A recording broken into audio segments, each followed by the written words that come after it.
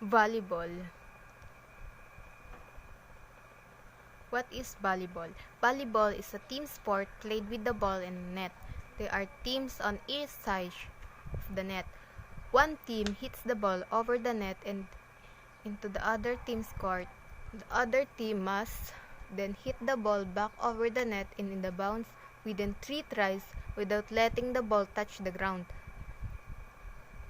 There are two main kinds of competitive volleyball played in the world right now. Both are Olympic sport and have competitive leagues. Team volleyball is played indoors on a hard court with 6 people per team. Beach volleyball is played outdoors on the sand with 2 players. Volleyball po ay meron 2 kinds. Volleyball na played in the hard court and beach volleyball. Tapos, yun nga po. The birth of volleyball or history. The game of volleyball, originally called mintonet, was invented in 1895 by William G. Morgan after the invention of basketball only for 4 years before. Morgan, a graduate to the Springfield College, NYCA, designed the game to be combination of basketball, baseball, and tennis ball. Yun daw pong volleyball ay na-design sa combination ng 4 games na basketball, baseball, tennis, and handball. Tapos po yung volleyball ay originally called mintonet and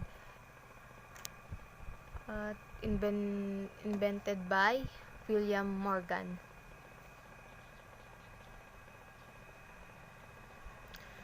In 1900, a special ball was designed the sport. In 1916, in the Philippines, an offensive style of passing the ball in a high trajectory to be struck by another player. The set and spike were introduced in 1917. The game was changed from 21 to 15 points. In 1920, 3 hits per sides and back row attack rules were initiated. In 1922, the first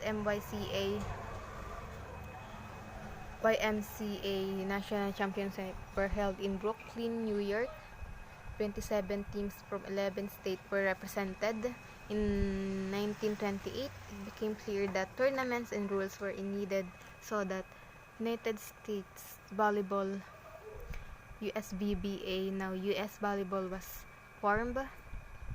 The first US Open was staged as the field was open to non-YMCA squad. Yung in 1900, daw po na-introduce yung ball ng volleyball. At yung in 1916, the set and spike was introduced.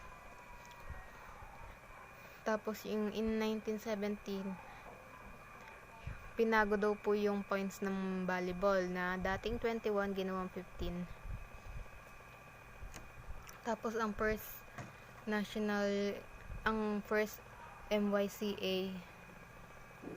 YMCA National Championship were held in Brooklyn, New York. Court dimension, center line. A center line is marked at the center of the court, dividing it equally in 30 feet square above which the net is placed. Attack line. An attack line is marked 10 feet of each side of the center line.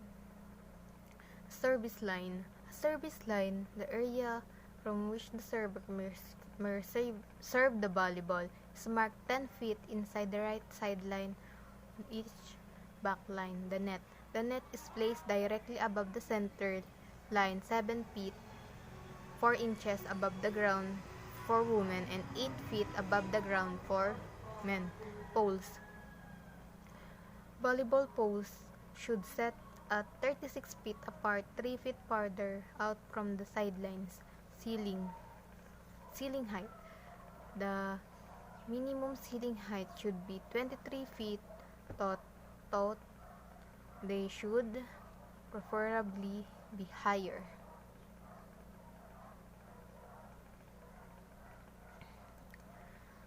Indoor volleyball at beach volleyball. Ito yung court niya. Ito yung sa hard court, naman yung sa beach volleyball. Essential volleyball equipment, the ball. The type of ball is required in volleyball depends on the type and level of volleyball you play. Beach volleyball and indoor vary size in volleyball. Beach volleyball and indoor volleyball vary in size, weight, and composition. Beach volleyball is played with 2 players on smaller sand court with larger, lighter, and while indoor volleyball is played with 6 players on a larger court with a heavier, faster ball made up of leather. Net and poles. Net and poles. An indoor net is 7 feet 11 to 5 to 8 inches in height for men and 7 feet 4 to 1/8 inches for women. Beach volleyball net are hung at the same height. In addition of the net and the poles from there are hung, protective padding is required to surround these structures to ensure player safety in case of collisions. Net and poles ay kailangang equipment sa volleyball para daw po ma-sure yung safety ng bawat players kung sakali mang magkaroon ng collisions. Knee pads to protect their knees against the floor burns. There are 2 basic styles of knee pads, the bubble style and flat style. The bubble style offers small padding in front of the knees directly to the kneecap. However, it is more bulky than the flat style. The flat style may not have as much as padding, but it does allow to freer movement. Yung knee pads daw po is ginagamit ng players para maprotektahan yung knees nila kung sakali mang magmama sila sa floor. Shoes are also made up of support a player lateral movement. The front of shoes has extra cushioning and padding to help absorb some of the shock created by jumping and landing. Beach volleyball can get away with no shoes playing barefoot. Kung naglalaro ka po ng volleyball sa hard court, kailangan mong may shoes ka para maprotektahan yung foot mo sa kung sakali mang kung anong mangyari while playing. Sa beach volleyball naman po, kahit ikaw daw ay barefoot, pwede kang maglaro ng volleyball kasi sa sand naman yung beach volleyball. Volleyball officials that make up the officiating crew as the first referee, second referee, scorekeeper, assistant scorer, and line judges. The first referee is in charge from the beginning of the match until the end. The first referee has the authority over all the other members of the officiating crew. The first referee should talk to the officiating crew members before the match starts, going over any question officials might have about their responsibilities. The first referee should have talked with the second referee before the match starts, discussing the issues such as pre-match protocol and anything. First referee daw po, siya daw yung may control sa lahat ng game. Tsaka doon sa kanyang officiating crew. The second referee should establish a rapport, scorekeeper and libero tracker. If the scorer and libero tracker have the problem or don't understand something, they should be comfortable enough to ask for the second referee. Second referee, siya daw po yung nagsasolve ng issue kung halimbawa yung scorekeeper at libero ay merong problem. Pwede silang lumapit kay second referee. Ito po. Scorekeeper records points when they are scored, records player substitution and teams timeouts, records any sanctions, records all other events instructed by the referees, records the final result of the set, and In the case of the protest, after the first referee gives authorization, the scorekeeper lets the game captain write a statement for protest and or score sheets. Or after the match, records the final result of the match, signs the score sheets. Assistant scorer assists the scorer or sits on the